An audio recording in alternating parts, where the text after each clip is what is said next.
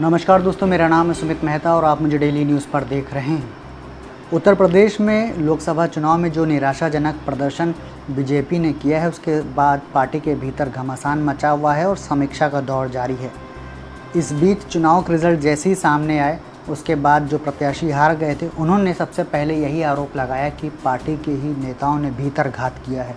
इसमें विधायक भी शामिल हैं और इसके बाद ही पार्टी के वरिष्ठ नेताओं ने मंथन शुरू कर दिया। और इस बीच बड़ी जानकारी ये सामने आ रही है कि बीजेपी के मौजूदा करीब 100 विधायकों का टिकट 2027 में होने वाले विधानसभा चुनाव में कट सकता है। इसमें कई मंत्री भी शामिल हैं जो कि योगी कैबिनेट में मंत्री हैं। बताया जा रहा है कि इस रिपोर्ट के आने के बाद बीजेपी में अंदर जो है वो घमासान मचा हुआ है, हलचल काफ़ी ज़्यादा बढ़ गई है। ये रिपोर्ट दिल्ली तक पहुंच गई है। खास बात यह है कि इस रिपोर्ट को आनन फानन में नहीं, आराम से बनाया गया है, समय देकर बनाया गया है और सभी ज़िलों के जो नेता हैं उनसे बात की गई है। बताया जा रहा है कि जिन नेताओं से बात की गई है उनके फ़ोन नंबर तक और नाम तक इस रिपोर्ट में दर्ज हैं कि अगर कोई भी चाहे इस रिपोर्ट को अगर कोई देखता है तो वो एक बार वेरिफिकेशन कर सकता है।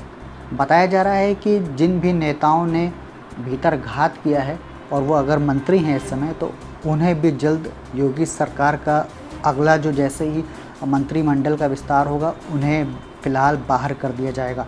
एक बहुत बड़ा एक्शन अब योगी सरकार ले सकती है, या कहें कि बीजेपी ले सकती है और उन नेताओं को जो भीतर घात करने वाले नेता हैं उनको हटा सकती है। चुनाव का रिज़ल्ट आते ही एक दूसरे पर नेता हार का ठीकरा फोड़ने लगे थे शुरुआत में। फिर उसके बाद कुछ नेताओं ने ये कहना शुरू किया कि लोकसभा चुनाव इसलिए हारे हैं क्योंकि उत्तर प्रदेश में मौजूदा अधिकारी भ्रष्ट हैं, बेलगाम हैं और इसी की वजह से नुकसान चुनाव में हुआ है।